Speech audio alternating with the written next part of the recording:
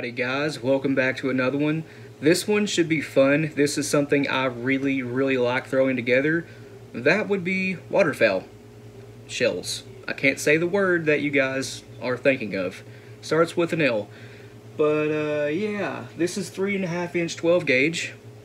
And we are doing a 1 3/8 ounce assembly of T steel. That is some pretty big pellets. The ones I have were sent to us by Avid Waterfowler here on YouTube. You guys go check him out. Great channel. He does stuff pretty similar to what we do.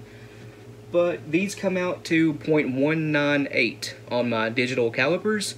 I believe T-shot is technically 20 cal, and this is very close to it. What would it be? 100 thousandths off 10 thousandths? I think it's 10 thousandths. Anyway, moving on. I'll figure out math one day. But this is what they look like. They are zinc plated. And by the way, 1 3/8 ounces of this T-shot is 74 pellets. So not super high pellet count, but again, this is some pretty big steel shot. It's quite a bit bigger than BB. Most of you know how big a BB is, 180. If you're using airgun BBs, it's 177, but true BB is 180, triple B is 190, and this is right at 20 cal. It's even bigger than triple B. I know what some of you are thinking, 3.5 inch 12 gauge steel shot, that must be a pretty complex assembly. It's not. This one is so simple, it's powder wad shot crimp. Very simple. The components are a brand new Kent hull, although this is a Shadite, which the data calls for. By the way, this is listed at 12,500 PSI and 1,400 FPS at the muzzle, so pretty good. Anyway, brand new Shadite hull. This one is branded Kent. We need a... oh, got ahead of myself there. This stuff right here. Really good powder for steel. 38. TPS White Lightning wad. The data calls for the 3-inch TPS wad, but I don't have any. This is the exact same wad though, just colored white instead of clear or opaque. Anyway, yeah, they are the same wad. 3-inch TPS wad is what you need, and that comes up to right there. This stuff back here was already in the shell. Now your 74 pellets of T steel, and give it a shake, make sure they are all in the wad, and they are. Now we just need an overshot card, which again the data calls for. I don't think I mentioned that, but the data does call for an overshot card, and then we can fold crimp this. Specifically, it calls for the OS 12 overshot card. I ain't got none. I'm completely out. So in its place, I'm using a 12 gauge Maxi Nitro card that I have trimmed a section out of to match the height of a 12 gauge OS 12 overshot card. Could have just said the overshot card. I don't know. Anyway, stack height is perfect. Now we just need to get a pre-crimp on it, which looks perfect. And I'll run it through the Rebacitor. And that should look great too, and it does. And that's hard to see.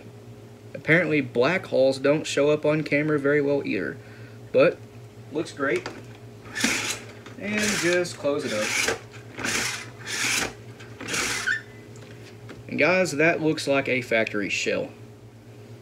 Get the data written on it here. T steel. And here's what it looks like. Very good crimp on it. I have not used the Got BN2 yet, but after I do, it'll look even better if you can imagine that. It'll have a nice taper on it instead of this square edge. But yeah guys, the top of the shell is completely even. It's not lopsided, no waviness, none of that stuff. It's just a good looking shell. But that is 1 3/8 ounces of T steel. Again, about 20 caliber. It should be 20 caliber anyway. These are 198, 12,500 PSI, running 1,400 FPS at the muzzle. And here's what it looks like now after using the Got BN2. You can see that nice tapered edge. The crimp is a little bit deeper set, and it is completely uniform. That is a perfect shell right there if I ever seen one. Let's have a debate down in the comments. Are you guys fans of the 3-inch shell for steel? Do you hate it? Do you prefer a 3-inch? Do you like 2 3/4 inch better? Do you prefer a 20 gauge? Do you like 10 gauge better? I myself am a 10 gauge guy, obviously 3.5 inch. I've said this many times, but I've always wanted to go duck hunting. I think it would be a lot of fun. Problem with it is around here, it doesn't really exist.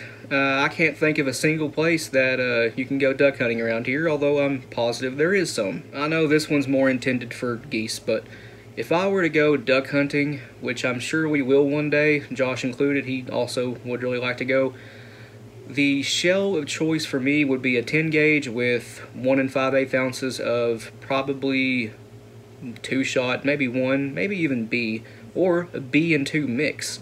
That'd probably be the way to go.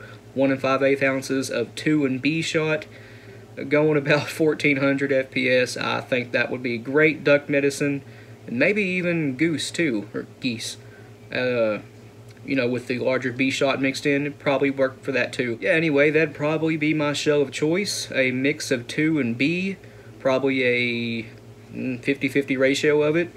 Might make a good universal shell for both duck and geese. Speaking of that, you guys want to see some duplex assemblies, let me know. That's something I can definitely make happen. I have multiple sizes of steel now. I know it's pretty common for people to duplex steel and TSS. That is something I might break into. I do have a little bit of TSS, not a lot of it, but plenty of steel. If you guys want to see some duplex TSS steel assemblies, let me know. Actually, as far as that goes, if you guys have any suggestions, any ideas as far as any of this goes, let me know. We're all ears and we will make it happen. But I guess I've rambled long enough. I guess I'll close the video out here. Please like and subscribe. We always appreciate that. If you have any questions or comments, leave them down in the comment section below and we'll get back to you. And if you want to, go check out our Patreon. It's as low as $1 a month and you guys get early access to content. A link to that, as well as a link to our Instagram, Rumble, and merch store will be in the description below. But other than that, you guys take it easy. We'll see you in the next one.